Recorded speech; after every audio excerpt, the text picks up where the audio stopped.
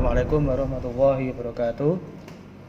Dalam video kali ini saya akan menunjukkan bagaimana caranya kita menggunakan aplikasi Exam Proctor ya, untuk pelaksanaan UBKD. Yang pertama, silakan masuk ke dalam web UBKD Bapak Ibu semuanya untuk download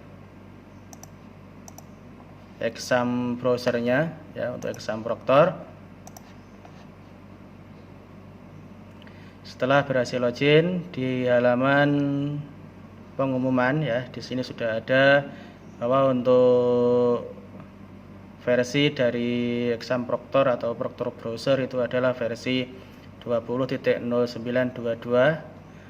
ya. Kita klik download, kita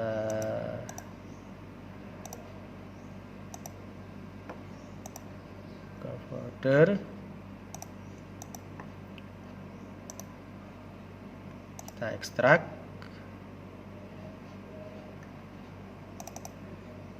Nah, file ini ya, Proctor Browser dengan ekstensi application ini yang akan kita buka dan akan kita gunakan dalam pelaksanaan ujian UBKD ya, yang dimana kita sebagai proktor.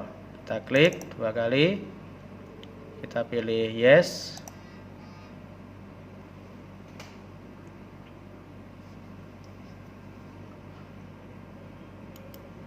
Selanjutnya, kalau aplikasi tadi tertutup, ini hanya di minimize ya, kita pilih yang ini, yang paling kanan. Selanjutnya ini adalah ringkasan dari hardware kita ya, tentang operating system, CPU-nya, RAM, versi aplikasi, serta koneksi internet. Apabila yang di sebelah kanan ini ada checklist hijau, berarti hardware atau perangkat komputer kita ini bisa digunakan untuk pelaksanaan UBKD di mana kita sebagai proktor. Selanjutnya kita pilih atau kita klik run untuk membuka aplikasinya.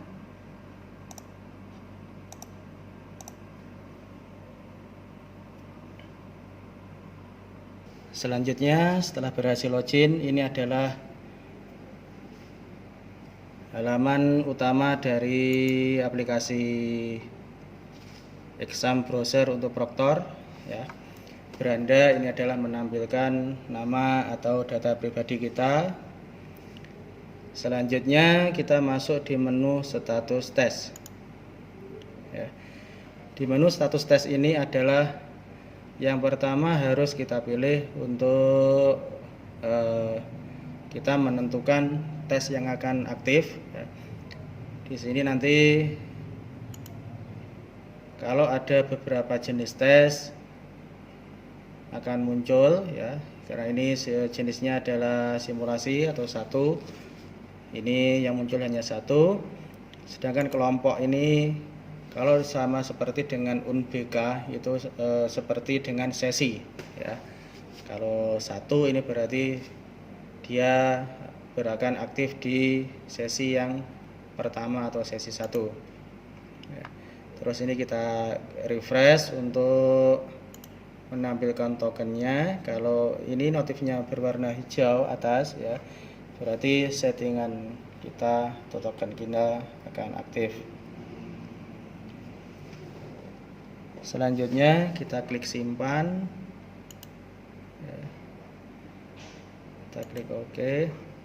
Nah, kalau di atas ini ada notifikasi yang berwarna merah, ini berarti ada siswa yang masih mengerjakan atau aktif di tes tersebut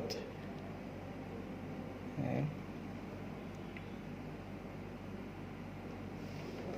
Selanjutnya kita masuk di menu status peserta, di mana menu ini ada menampilkan dari rekapan status peserta kita ya, apakah dia sudah selesai mengerjakan atau sedang mengerjakan tes.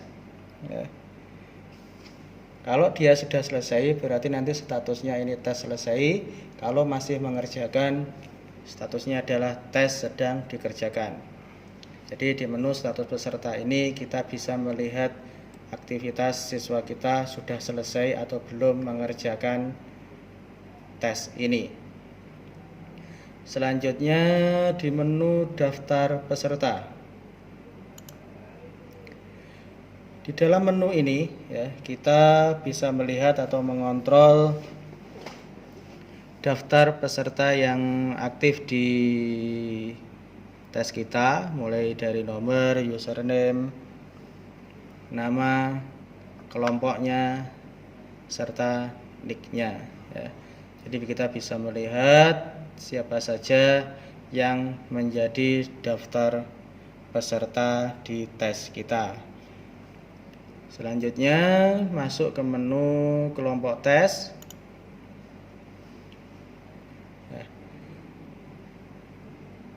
Di dalam kelompok tes ini ya, fungsinya yaitu kita akan memilih atau memasukkan siswa kita ke dalam tes yang akan dilaksanakan ya. Ini hampir sama dengan pelaksanaan dari ujian nasional berbasis komputer kemarin ya, sama dengan UNBK.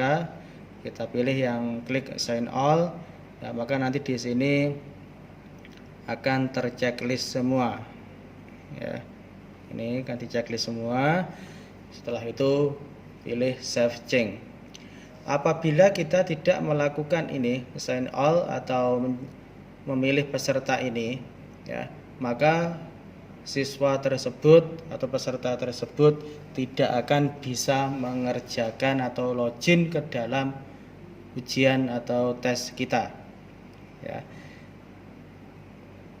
Nanti di siswa akan muncul notifikasi bahwa username tersebut atau siswa tersebut belum diaktifkan oleh proktor ya.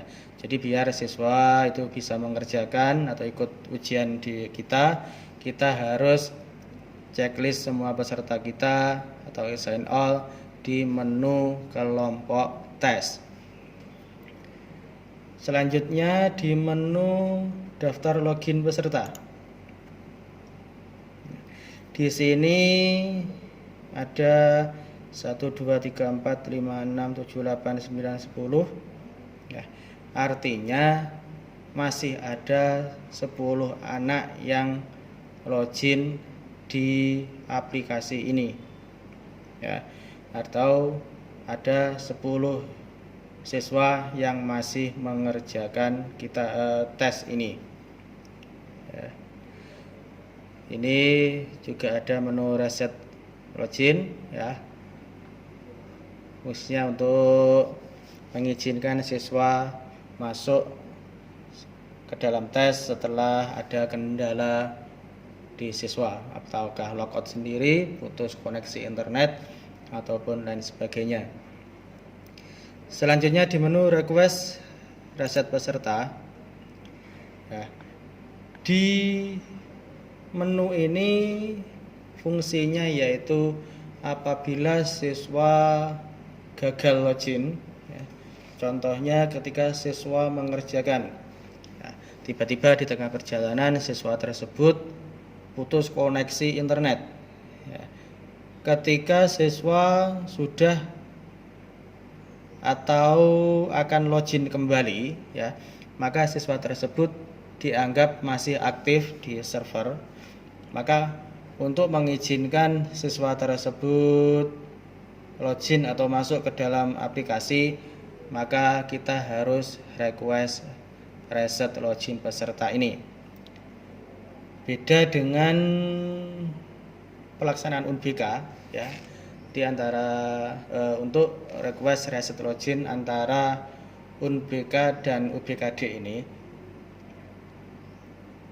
sudah banyak perbedaan ya, atau beda dalam proses request reset login. Kalau di UNBK kemarin ya, sebelumnya untuk proses request itu by lisan ya, atau tatap muka langsung, siswa laporan ke proktor bahwa dia minta reset login. Akan tetapi dalam pelaksanaan UBKD ini, ya, ketika siswa atau peserta meminta untuk reset login itu by system. Ya, sekali lagi, untuk reset atau request reset login peserta itu by system. Jadi sebelum memasukkan username dan password, nanti akan muncul sebuah notifikasi bahwa dia harus meminta reset login kepada proktor. Nah, nanti di halaman ini proktor menyetujui request reset login peserta. Setelah proktor menyetujui request dari peserta tersebut, nah, si peserta bisa menggunakan atau menunggu waktu sekitar 1 menit untuk login kembali.